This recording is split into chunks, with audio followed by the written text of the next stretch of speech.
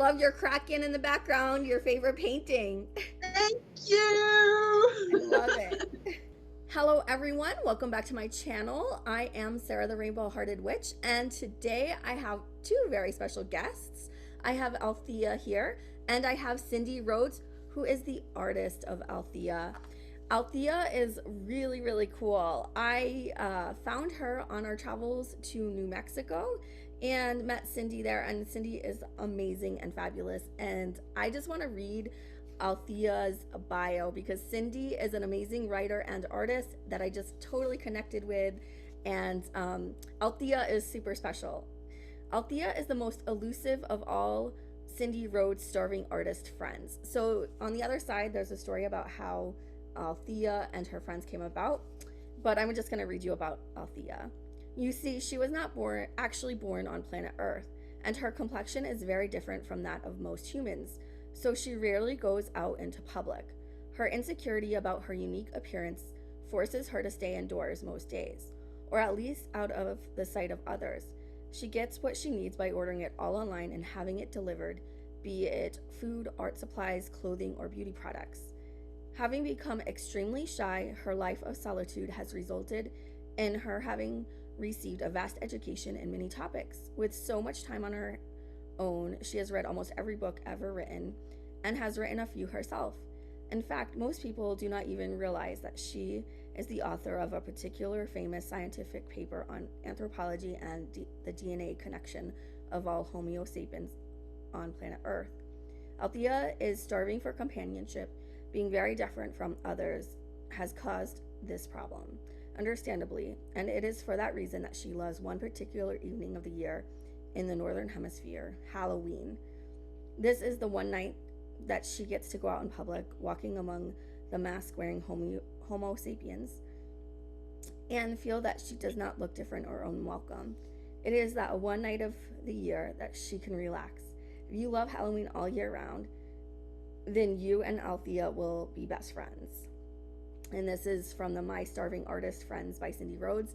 And I do love Halloween every day of the year. And so she had other starving artist friends that I liked. And then I saw Althea and I was like, Althea has to come home with me.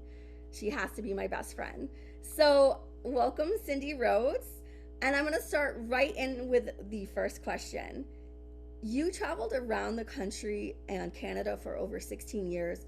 How was that experience? That experience, and first of all, thank you you've opened my heart just by reading the thing about Althea, even before I answer that question, okay? Because Althea was the most unique. She's the alien, the one who feels the most alien too. Every starving artist is a part of me, and that's that alien part of me and of you, and everybody feels alien in some kind of way. And so Althea embodies that feeling of alienation, and everybody is unique in some kind of way. And Althea just embracing her situation in life, she used it to her full potential, and she's under the radar. She doesn't seek fame or fortune, but wow, she's a powerful being, and that's what we can all be. We can all be Altheas. So I've met a lot of Altheas on our travels. When Sam and I, that's my husband, we met in 2005, and we have traveled all over. We've been to all the states in an RV, in a van, in a camper, in every kind of way. And on every one of those journeys, we always met the most wonderful people, and we saw the most profound of geographical structures. And those things were our most loved parts of our traveling experience. And every time we went somewhere, we learned two things, and that is that people are the same everywhere. They might have a different accent, or they might dress a little more differently, but everybody wants to be loved, they want to be happy, and they want to be healthy. And everybody's the same. The second thing we learned is that no matter what kind of crisis you experience, everything's going to be okay. The worst experience that we had, in fact, was during the waking of the bear season in Canada, in Yukon. And these grizzly bears were all over the place. It was so cool. These 500-pound bears, and that they would be bigger because they were emaciated from the winter hibernation, right? But these big brown grizzly bears are all over the roadsides and everything, and they're just licking the nectar off these tiny little white flowers. I thought they would have gone after the larger flowers, but they were preferring these tiny little white flowers, just licking. And then one of them looked straight at me, and I saw primal hunger, and I said, oh my God, get this fan out of here. So we left, and wouldn't you know, we had left Desolation Bay in the Yukon Territory. That's where it was. We came back, and bam, the brake line broke, and Sam had to pull the RV over in the middle of nowhere. Look up Desolation Bay in Yukon. You'll find out where that is. And he had to repair the brake line with some hot rivets and duct tape, and I'm out there with the shotgun because there's bear scat all over the place, and we're the only ones there. And it was, one of those moments in which we just wondered, what are we going to do? We're in the middle of nowhere, and we were the only travelers there for hours. We didn't even see any. So we had to leave, though. We couldn't stay there because it was bear territory. So he drove at 35 to 45 miles an hour for 150 miles through that backcountry down a 2-lane road that was under construction. And I kid you not, every wild animal in North America came out onto that road for him to have to avoid, from moose to elk, wild horses, porcupines, everything. And by the time we got into Whitehorse in Yukon, we were just devastatingly exhausted. And thank goodness it was downhill on a slope, because we didn't have any brakes, but he also had to worry about gas. It was downhill, and he was having to make sure he didn't go too fast. And he pulled in just so perfectly into the parking lot of a Tim Hortons. And the very next day, we got all the help we needed, and we were just fine.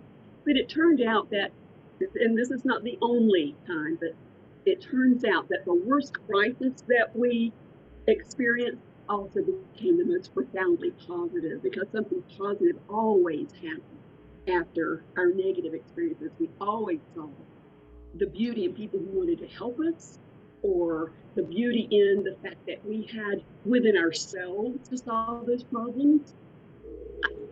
Traveling is the best education you could ever receive. So anybody who can travel, do it. Don't stay home. Yeah, and you definitely have to be prepared for the unexpected, because you may plan and it's not going to work out the way you anticipate. I mean, we had everything booked and planned out for our month of travel, and then we got sick. So yeah, so it's like, you just have to kind of go with the flow when you travel. You can't really book or plan, because like you said, you just never know what's going to happen. And so it teaches you that, you can't really have attachments or expectations. Just see where the universe takes you. Yeah. So that's just like in the Reiki prayer, it says, just for today. Yes. Today is enough. Don't worry about tomorrow. Exactly. Definitely. Well, thank you for sharing that. I mean, I know it was scary seeing all those bears and animals, but that just must have been so stunning at the same time. It was profound. Yeah. There's no other way to say it. It was profound. I'll never forget it. Definitely. An experience of a lifetime. Yeah. And no matter how scary it was, locking eyes with that grizzly, I'll never forget that. It was a once in a lifetime thing. That's scary and cool and amazing all at once. Yeah, it was.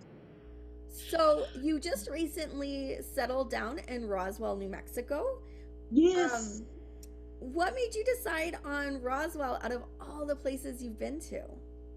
Well, it was time for us to have a forever home, and we said, well, let's go somewhere that makes us feel really grounded and happy and settled, because that's somewhere we can be for the rest of our lives.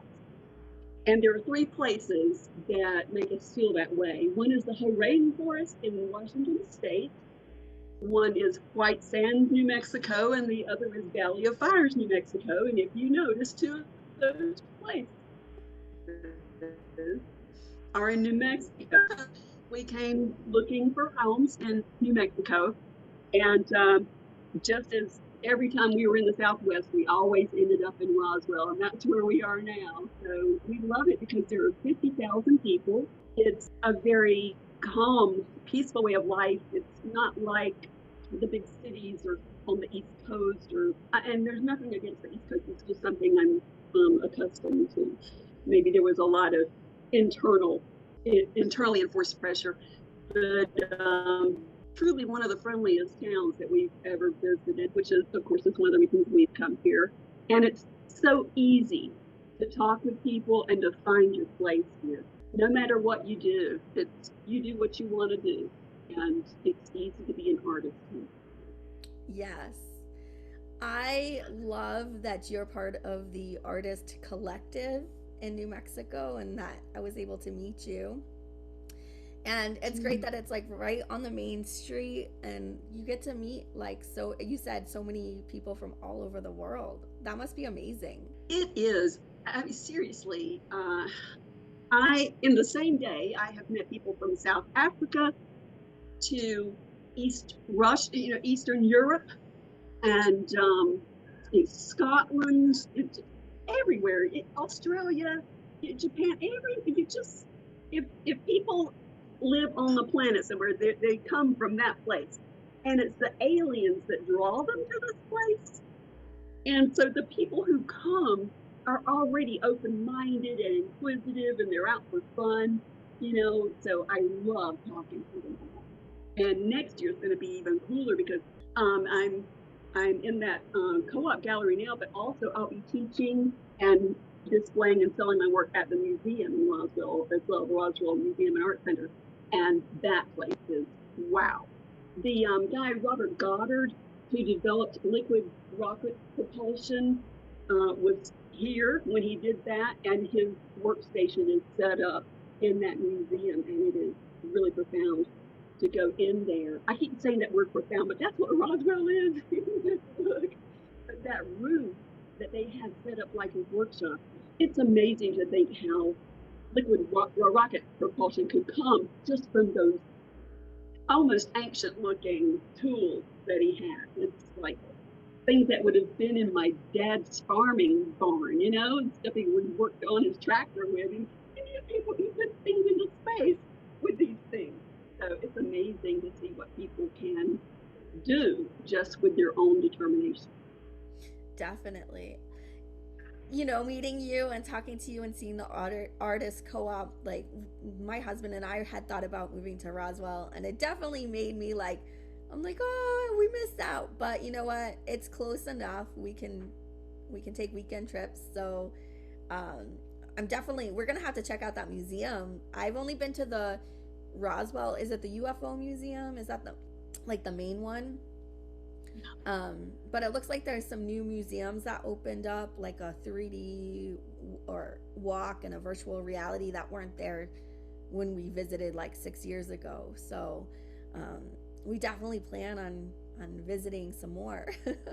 Good. And they keep opening up different things. I think too, COVID just about shut down the small businesses, so things are kind of getting back into motion in New Mexico.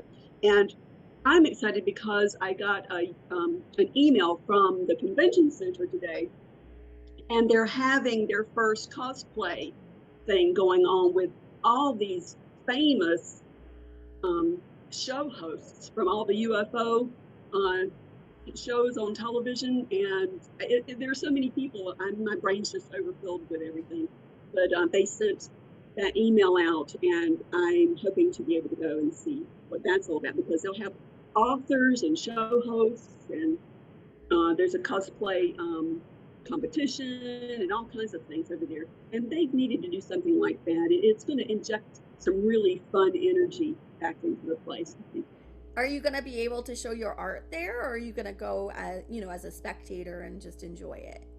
If they have a vendor booth available, I would love to be in there, because I really love painting the Kraken, and And my favorite character, well, Harry Dean Stanton as Brett in Alien, and in fact, I'm painting the cover of a blank journal right now with Brett just standing there, and I even have his hat. If I lose 30 more pounds, I can go as Brett at cosplay. But anyway, so here's Brett, and the alien's just right there, about to put his arm around and like, you're my lunch today.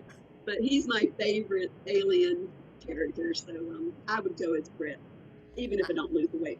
Okay. Yeah, I was gonna say, just go as Brett. Who cares? Just do it. Yeah, I'll carry a candy cigarette. I'll cut my hair short and dye it black. I don't even care.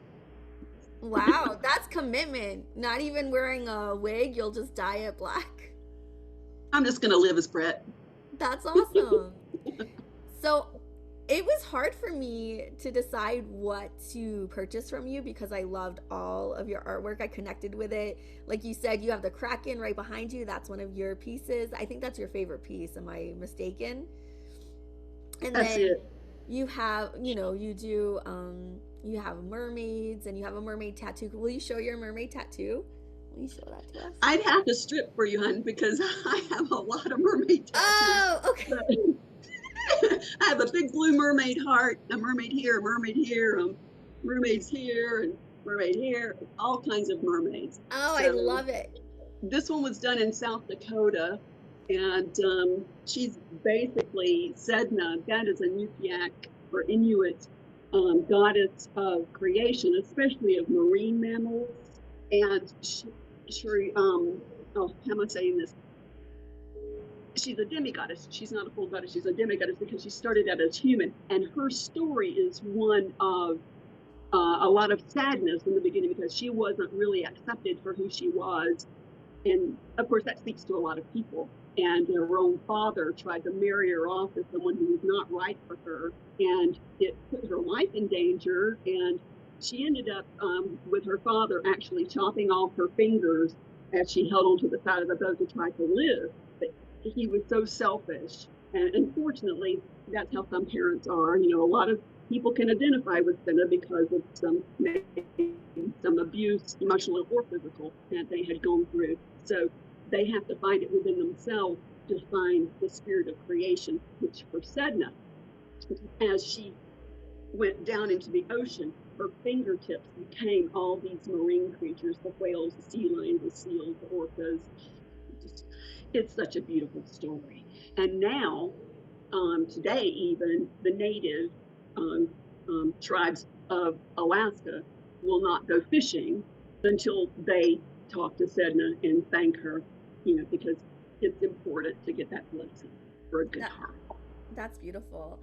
And that's what I really connected with your art about, because there's just so much spirituality in it and you can see it and it's just so beautiful. So how does spirituality play a role in your art? Well, I've got to tell you one thing, and one other thing that connects us is our Reiki mastership, Yes. And you'll know that there is this wave of energy that comes from you, and no matter what I draw or paint or whatever, I feel this wave coming out from right here, and it just flows onto the page, and then it swirls. So whatever that motion is, that's where I follow that in that piece, and it sort of tells me where to go. In my colored pencils, I'll start out with the main object being on that left bottom side, and then everything just sort of comes up and swirls from that. Same thing with block prints, which is my favorite thing to do.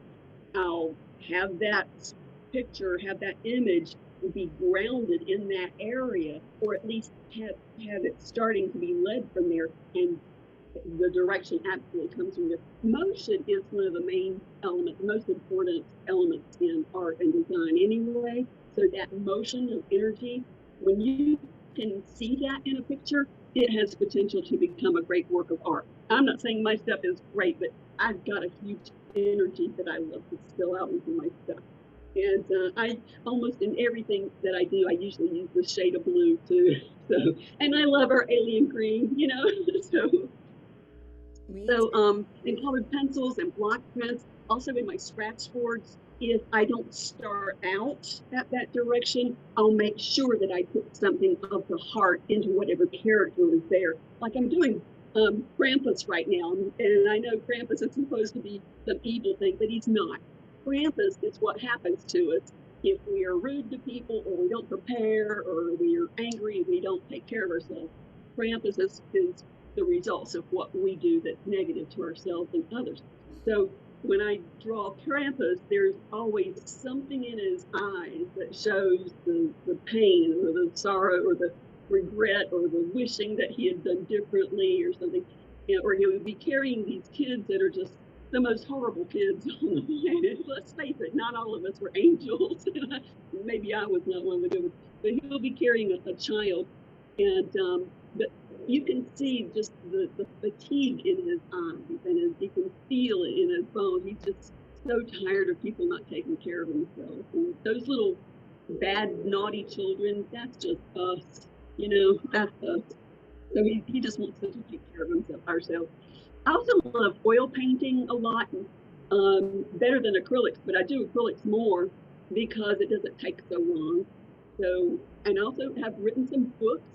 I used to write music, and I had a hammered dulcimer that I would play on the East Coast. And if you Google Mermaid Morrigan, that was me. That hammered dulcimer, Persephone, she was attuned to Reiki, so she was one of my tools. And I miss her sometimes. But her name was Persephone because she had a really good low note. And man, I tell you, if you're sitting behind that hammered dulcimer and I play that note, like it could clear out any kidney stone you had. It was just so powerful. Wow. So I'm rambling. What happened to her? Well, I developed Dupuytren's contracture in this hand, so I couldn't hold on to the hammer after a while. So I finally sold her because it was not a pretty thing. I would be holding the hammer and then my hand would just cramp up and the hammer would fall. Sometimes I would use a little piece of blue drafting tape to tape one part of it to my hand to make sure it didn't fall out. So by that point, I think it was an important sign that I need to go with this. But that's okay. It was a challenge. I was heartbroken, but now I have other things to do. That's good. Yeah, it's good. So right now, my favorite mode of art, though, is block printing. And something kind of crazy with that is that I'm sitting here and I realized one day my favorite things in life are my energy work. And I could sing the Reiki prayer in Japanese just about every day. It just makes me remember, not to be angry or irritable and just be nice to other people. And then I'm doing all these block print things and I'm carving away. That's my life. Well, I recently did a DNA test from CRI Genetics, and that will take you as far back as 50 generations in your past. The oldest, the earliest ancestor in my line is a Japanese lady in the year 800, and that's when they started block printing. And that's also when they developed they stylized pagodas. That's when the first pagodas came into existence. Buddhism became popular, and the spiritual mandalas, the drawing of the spiritual things, that really reached a big point too. That was in the Heian period of about 700 to 1000 AD. So here's my earliest ancestor that I know of, and maybe I'm living this lady's life, and I just felt such a connection. That is so beautiful. Do you create mandalas as well, or? I do once in a while. My latest one was kind of crazy because it was a bunch of flies, house flies, and rotten bananas. But still, to a fly, the rotten banana is, like nectar of the gods, right? So yeah. It was a mandala for worshipers of the fly, but I created. That is so cool. I love how playful and joyful your art is. It really comes through. Thank you. I enjoy making it too. So would you care to recite the Japanese Reiki principles in Japanese? I would be glad to. And I developed the way that I learn things best is through music. And I used to write songs. I mean, I would write little prayers of gratitude, and I would just sing them every day, or just any kind of song. That's how I learned the Hebrew alphabet as well, making my own tuned up. And when it came to the Reiki prayer, I said, you know what? The English is nice, but I want to hear what Master Usui, had said. I want to hear what he says, and I want to say that. And he's 5 generations from me. And so I decided to turn it into a song. And so when I start singing the song, I use the first line, just for today. And I say, just for today. And then I sing along, just for today. And then at the end, you'll hear it, that's just for today. And I sing that 3 times to remind myself, don't put any pressure on myself or others to live any more than just for today. Today is the most important. Don't make a promise you can't keep. Focus on it. So I'll try to sing it. Okay.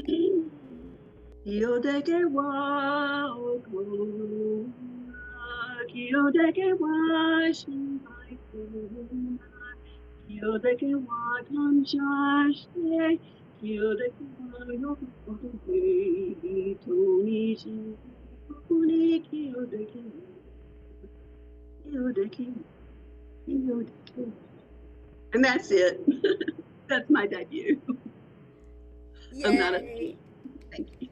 When you started singing it, well, you recited it in the co-op, and I was like, is she speaking light language? And I was, because everything we speak is light language, because everything we say carries an energy. Definitely. Just like light. And it's so beautiful. That was beautiful. Thank you for sharing. Thank you. Thank you for the honor of being able to share that. I think COVID has, 2 years ago, when we became also separate from each other, it put a whole new feeling on our work and our concern and care for other people, because it made us become detached from them a little bit. So it showed even more important from what we say and how we treat other people. We're not right there to be shoulder to shoulder. So even in a very impersonal setting, such as making comments or whatever, that it's so important for us to take care of each other. Definitely.